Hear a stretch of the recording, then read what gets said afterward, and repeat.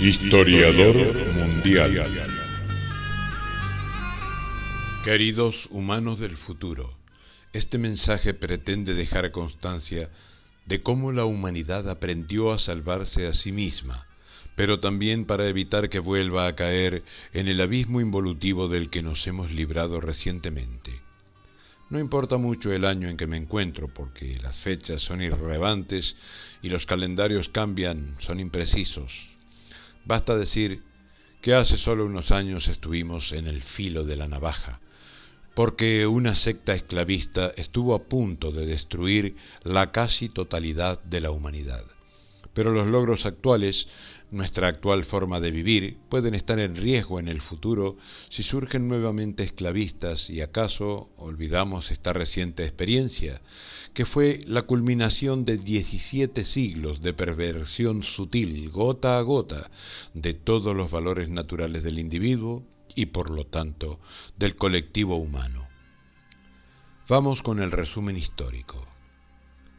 Unos 4 siglos antes de Cristo, una secta terrible, soberbia, creyente en un Dios que les prometió el poder total sobre toda la tierra y el tener como esclavos a todos los demás pueblos, comenzó a serruchar las bases del Imperio Romano, creando un reino que se llamó Cartago. Su política era tiránica, oligárquica y esclavista.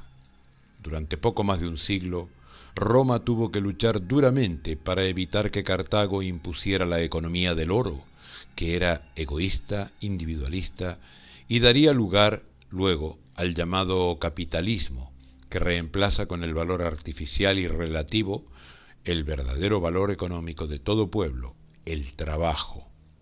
Ese valor artificial se llama dinero, y como derivado, el producto material útil del trabajo es el servicio amoroso y feliz que una persona brinda a otra, como lo hacemos actualmente en todas las profesiones, en todos los lugares del mundo. Ya en su época, la historia y realidad de Roma era tergiversada por los esclavistas. Acusaban al Senado de corrupto, de idólatras porque dejaban que cada uno adore al Dios que quisiera, de injustos porque las leyes eran demasiado duras según ellos y se cumplían, pero claro, los pueblos que se unían a Roma sabían la verdad, así que la república se hacía cada vez más grande y más poderosa. Roma tenía una economía distributiva, igual que ahora, basada en el valor trabajo, para la que valían unas fichas, no monedas como hasta hace poco. Estas fichas se llamaban sestercios, que equivalían a un volumen de ciertos productos, a un peso según otros productos, a un tiempo de trabajo en algunas profesiones y en otras a un trabajo determinado. Estas fichas que se recibían no se daban a nadie, se devolvían una vez al año al Imperio Romano y el ciudadano controlaba así las cuentas del Estado, como el Estado veía lo que el ciudadano había producido ese año. No para controlarle, no le iban a decir que había producido menos o más, sino para establecer las necesidades de tales o cuales productos, así como para distribuir los trabajos, para evitar carencias o producciones excesivas que pudieran deteriorarse o quedar sin uso, o que la gente estuviera amontonada con un talento, con una profesión en un sitio y que faltara en otras. El oro solo se usaba para reemplazar dientes, huesos rotos o en los talentos, que eran unas medallas intransferibles. De un lado tenían la cara del César, el cuño del Estado, y del otro la cara del propietario, labrada por un orfebre o a veces su insignia familiar o el nombre de su oficio. No existían los conceptos de comprar ni el vender, como hacían en el reino de Cartago, usando el oro como moneda, como factor de cambio. En esa forma de economía, los más astutos eran más ricos, más poderosos. En la economía romana se podía tener más prestigio, más honor, pero sus méritos civiles o militares no le hacían ni más pobre ni más rico. La abundancia de todo y en las mejores calidades era magnífica, a pesar de no contar con la tecnología como la nuestra. En contraparte, Cartago era un pueblo formado por gentes diversas de todo el mundo conocido, engañados por la misma secta que gobernó hasta hace poco a casi todo el mundo.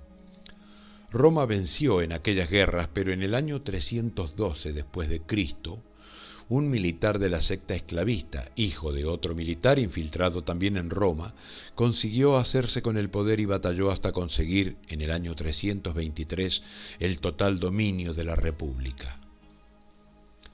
Aunque hacía más de 3 siglos existía como imperio, seguía funcionando como república. Con Constantino eso se acabó.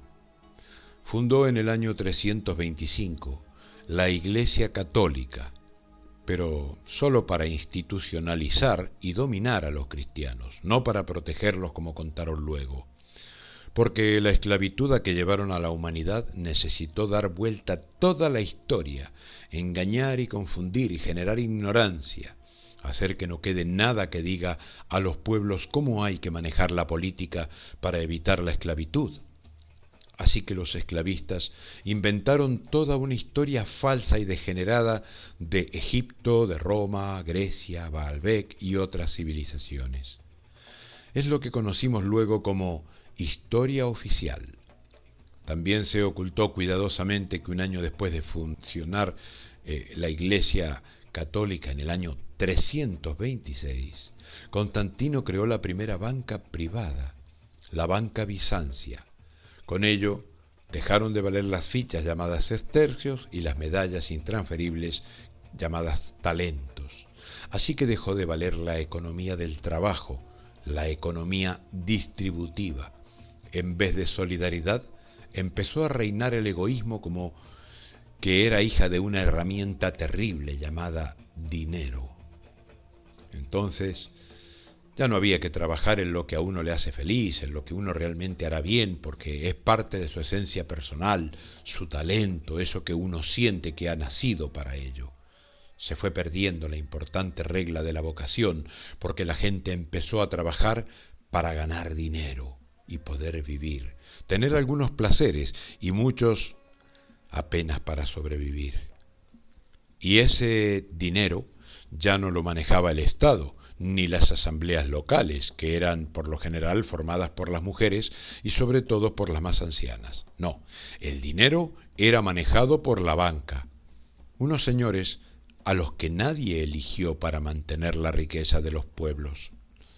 Unos señores que con el dinero comenzaron a apoderarse de todo, a comprar las frágiles voluntades de charlatanes que ganaban puestos políticos y crearon con toda clase de argucias y engaños algo terrible llamado deuda financiera, deuda de dinero. Con ello crearon un sentimiento de culpa y deber a la vez, tanto en individuos como en naciones enteras. Aclaramos esto porque ahora mismo ya nuestros niños no saben qué significa comprar o vender.